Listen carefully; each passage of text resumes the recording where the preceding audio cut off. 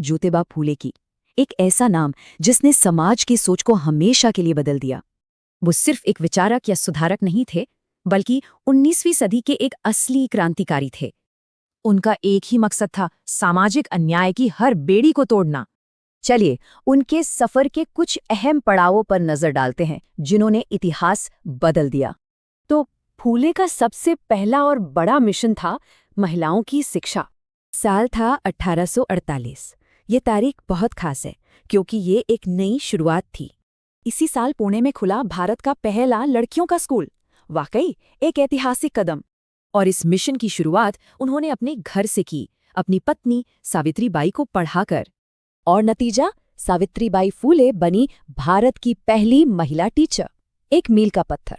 पर फूले का संघर्ष सिर्फ शिक्षा तक ही नहीं रुका। उन्होंने जातिवाद पर भी सीधा प्रहार किया। सोचिए, उस जमाने में उन्होंने अपने घर का पानी का टैंक दलितों के लिए खोल दिया था।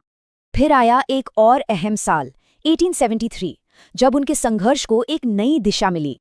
उन्होंने सत्यशोधक समाज की स्थापना की। इसका लक्ष्य था शोषितों को उनके हक दिलाना।